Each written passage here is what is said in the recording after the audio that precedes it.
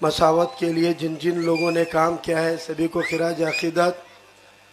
अल्हम्दुलिल्लाह आज यहाँ पर खड़गपुरा शरीफ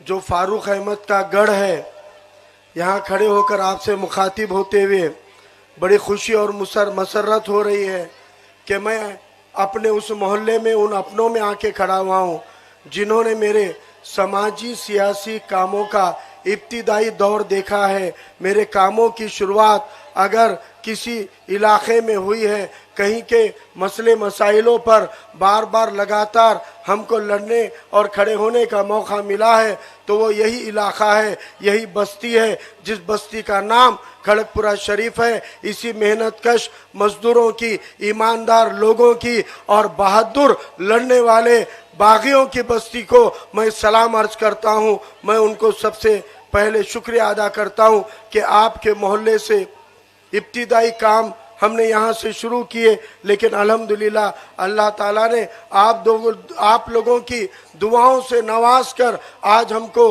पूरे शहर में, ज़िले में, महाराष्ट्र में और मुल्क के मुख्तलिफ कोनों में काम करने का मौका अता हुआ। वक्त की कमी है और हम सब हमारे पार्टी के स्टेट वाइस प्रेसिडेंट सर्वजीत बनसोड़े जी को भी सुनना चाहते हैं।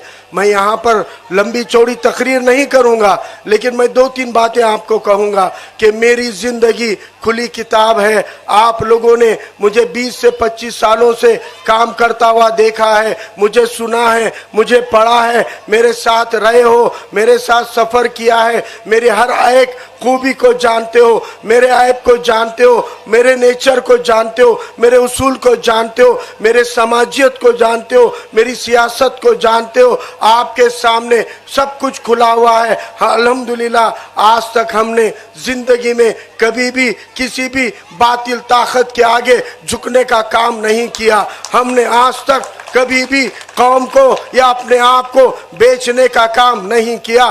खड़गपुरे शरीफ को ये मालूम है कि हस्सापुर के बॉर्डर पर, खड़गपुरे के बॉर्डर पर शाहीन फंक्शन हॉल के आगे एक शराब का अड्डा खुल रहा था। सब वकीलों के पास जाने के बाद भी वकीलों ने कहा कानूनन कुछ नहीं कर सकते, देखो हो सका तो फारूक को मिलो। और अल्हम्दुलिल्लाह आपने देखा सिर्फ आप लोगों की ताकत के बल पर, सिर्फ आप लोगों के मुत्तहिद होने से आप लोग साथ खड़े रहे तो अप्रूव होने वाला, उद्घाटन के लिए रेडी रहे वाला शराब का अड्डा हमने बंद करके बताया था।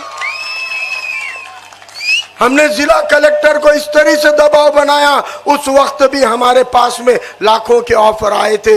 हमने उनको कहा कि अगर आपको खरीदना है तो खड़गपुरे के बस्ती को खरीदो, फारूक अहमद बिकने वाली चीज नहीं है। और ये खड़गपुरा मेहनतकश ईमानदार लोगों की बस्ती है, वो आपसे पैसा लेकर शराब का अड्डा कभी बर्दाश्त नहीं करेंगे। और अल्हम्दुलिल्लाह उसको ताकत से हटाने का काम किया। ऑफरें बहुत आती है। मैं इलेक्शन हारने के 15 दिन के अंदर मुझे एक बहुत बड़ी पार्टी ने एमएलसी का ऑफर ला कर दिया था।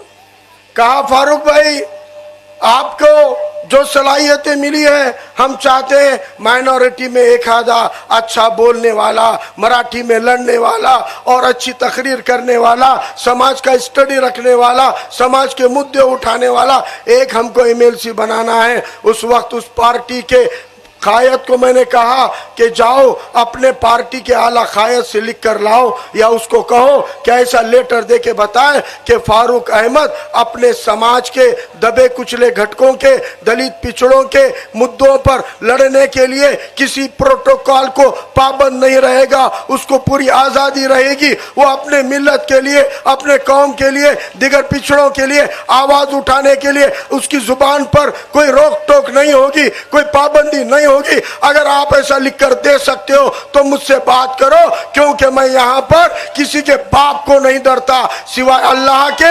किसी के भी खिलाफ जब भी जरूरत होती है हम उठ के खड़े होते हैं, लेकिन तुम पार्टी प्रोटोकॉल के आगे मेरे कौम के एमएलएस को, एमपीज को अपने असेंबलियों में, पार्लियामेंट में बोलने नहीं देते। पार्टी के प्रोटोकॉल के आगे आज मुसलमानों पे हमले होते हैं, लेकिन असेंबली में एक नहीं, दो नहीं, 10 और 10 से ज्यादा एमएलए रहते हैं और 250 के करीब एमपी रहते हैं, लेकिन बावजूद उसके उनको आवाज उठाने का मौका नहीं है। इसलिए वंचित बहुजन आघाड़ी ये वाहिद पार्टी ऐसी है जिसके कायद अली जनाब प्रकाश अंबेडकर साहब ने हम सबको कहा है कि आप लड़ने के लिए आए हो, अपने अपने समाज के मुद्दों पर ईमानदारी से लड़ो, बेबाकी से लड़ो, मैं और मेरी पार्टी तुम्हारे साथ खड़ी हुई है। ये वजह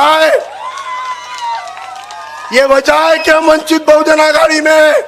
मैं याद दिला दूं, पीएफआई के दहशतगर्दी के लिंक के आड़ में पीएफआई के नौजवानों को जब गिरफ्तार किया जा रहा था, गली से लेकर दिल्ली तक जितने भी हैं, फिर चाहे वो 2 नंबर के कारोबारी हो या वकील बैरिस्टर हो, किसी ने मुंह नहीं खोला। उस वक्त मुंह खोलने का काम अगर किसी ने किया, इसी फारूक अहमद ने किया था। उनके खिलाफ में यही प्रकाश अंबेडकर साहब बोले थे, और जिन नौजवानों को गिरफ्तार करके वो दहशत फैलाते थे कि ये दहशतगर्द का फैमिली है, रिश्तों को तोड़ते थे, उनके घरों पर मैं और मेरे साथियों ने अपनी अपनी माँ बहनों के साथ, अपने बीवी बच्चों के साथ उनके घर पे जाके यह ऐलान किया कि तुम हमको अगर अलैदा डालना चाहते हो, हम तुम्हारे बाप को नहीं डरते, हम उनसे ताल्लुक रखेंगे। आप किसी को दहशतगर्द का स्टैम्प मार लोगे तो हम मानकर उनको अलग करेंगे।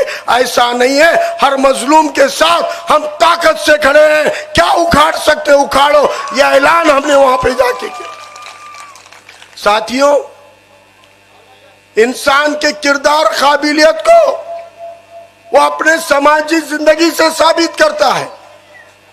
जब जब भी प्रशासन के जुल्म हुए हैं, बड़े बड़े लोगों को देखा है, नजरें झुकाए चुप बैठते हैं, लेकिन जो हक बात होती है, जो हमारे इख्तियार की बात होती है, जो हमारे हकूक की बात होती है, सामने खड़ा हुआ आदमी, कोई अफसर रहे, कोई तहसीलदार रहे, डिप्टी कलेक्टर रहे, डीवाईएसपी रहे, एसपी रहे, कलेक्टर रहे, आईजी रहे, मिनिस्टर रहे, हमेशा हमने हक बात बड़ी ताकत के साथ रखी है, बिना झिझके, बिना डरे, इस तरीके से रखी है कि उनकी जुबान को ताले डालने का काम हमने हर बार किया है।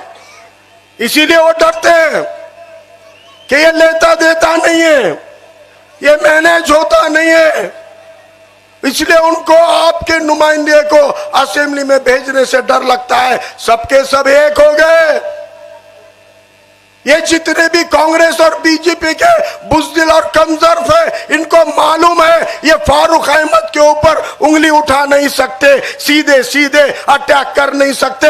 इसलिए हम में से एक को खड़ा करने का काम कांग्रेस और बीजेपी दोनों ने मिलकर किया और वो कीचड़ उछाले, लेकिन हमने हमेशा उलेमा इकराम के रहनुमाई में काम किया। हमको बड़ों ने कहा खामोश रहिए, सब्र जरूरी है, यह लड़ाई जब तक चल रही है, कोई कीचड़ फेंक रहा है तो उसको अपने आंख पे लगने मत दो, कीचड़ से बच के चलो, क्योंकि अहमियत इस वक्त कीचड़ का जवाब कीचड़ से देने की नहीं, अपने हकूक को हासिल करने की है, अपने असेंबली के सीट को हासिल करने की है। अल्लाह रब्बुल इज्जत ने तमाम हिकमतें, तमाम कोशिशें हमारे साथ ऐसी जोड़ दी। अल्लाह का एहसान है कि आज आप देख रहे हो इस मुल्क को आईन देने वाले डॉक्टर बाबा साहब अंबेडकर के पोते बड़ी ताकत से साथ खड़े हैं। उन्होंने नुमाइंदगी दी है, उन्होंने कल जलसे के दौरान भी कहा कहा है कि मैंने नबी करीम सल्लल्लाहु अलैहि वसल्लम के बेहुरमती के खिलाफ एक ड्राफ्ट बना के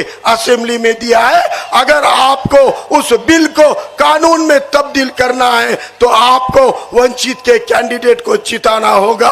इंशाअल्लाह आपको यकीन दिलाता हूं कि आने वाले वक्त में आपके वोटों को बांटने के लिए जब साजिशें होगी तो मुझे पूरा यकीन और इत्मीनान है कि जिस तरह आपने अब तक की साजिशों को तोड़ा है उसी तरह ये 2 दिन आपको बड़े एहतियात से रहना है। आपके सामने झूठे वीडियो आएंगे, झूठे ऑडियो आएंगे, झूठे किस्से आएंगे, झूठी कहानियां आएंगे। आपका बुद्धि भेद करने का, आपका जहन भटकाने का काम होगा। लेकिन याद रखो 18 और 19 की रात को कुछ लोग चांद रात कहते हैं। अरे वो चांद रात नहीं है, वो अमावस की रात है। वो अमावस की रात है, बलाओं की रात है, शैतानों की रात है। उससे बचने के लिए उलेमा इकराम के कहने पर चलो। अल्हम्दुलिल्लाह यहाँ पे कहते हुए बड़ा फख्र होता है कि चंद उलेमा इकराम का मशवरा हुआ। मशवरे में उन्होंने तय किया नांदेड़ दक्षिण से फारूक अहमद की तायद करनी है, बशर्ते उन्होंने एक शर्त रखी। और फिर एमजीआर गार्डन में 150 से 200 नांदेड़ दक्षिण के साथ साथ इस शहर के, इस जिले के बड़े उलेमा इकराम, जिसमें खुद मुफ्ती खलीलुर रहमान साहब थे, मुफ्ती अयूब साहब वजीराबाद के इमाम साहब थे, ऐसे बड़े बड़े उलेमा इकराम के मौजूदगी में एमजीआर गार्डन में प्रोग्राम हुआ और वहां तय हुआ हजरत मौलाना सज्जाद नोमानी साहब जिस किसी की तायद करेंगे नांदेड़ के उलेमा इकराम एक साथ एक राय से उनके हक में खड़े होंगे, उनके हक में फैसला करेंगे, उनको अपनी तायद देंगे। ये फैसला हुआ और अगले दिन अल्हम्दुलिल्लाह सज्जाद नोमानी साहब की प्रेस कॉन्फ्रेंस में इकराम, जिसको अपना ऐसे ही प्रकाश अंबेडकर साहब ने हमको उम्मीदवारी दी, मक्कारों से ऊपर चले गए थे, वो हमसे अपने आप नीचे गए थे। क्योंकि सिर्फ मुसलमानों के वोटों पे कोई जीत के नहीं आता, लेकिन वंचित बहुजन आघाड़ी 30,000 वोटों का वोट बैंक हमारे साथ जोड़ रही है। अली जनाब प्रकाश अंबेडकर साहब ने कल ऐलान करके कहा कि अब वोट देकर जितवाने की जिम्मेदारी नांदेड़ के अंबेडकरवादी समाज को दी। इसलिए साथियों मैं आपको कहना चाहता हूं कि अपने वोटों को तकसीम मत होने दो। और ये जो कांग्रेस के एजेंट है जो क्रॉस वोटिंग बीजेपी को कर करके पैसे खाकर आज पैसा बांटने के लिए आ रहे हैं, तो हजरत मौलाना सज्जादी नोमानी साहब का तायद का ऐलान होते ही मोहन हम्बरडे 4थे नंबर पे चला गया। इसलिए अब उसकी तरफ भी जाओ मत, भटको मत, अपने वोटों को तकसीम मत होने दो। ये मौका है कि किसी मुस्लिम कैंडिडेट को मुसलमानों के अलावा अंबेडकरवादी समाज वोट दे रहा है और उन्हें 19 को भी दिया, 24 को दे रहा है, लेकिन ये मौका दोबारा नहीं मिलेगा। ये मौका अभी नहीं तो कभी नहीं का मौका है। आप एकजुट होकर मुत्तहिदा तौर पे अपने वोटों को, अपनी राय दहिंदी को अमल में लाइए और 20 नवंबर को सुबह उठकर गैस सिलेंडर के निशानी का बटन दबाइए। यह अपील करता हूं, अपनी जगह लेता हूं। अल्लाह हाफिज, इनकलाब जिंदाबाद, जय भीम, जय मीम।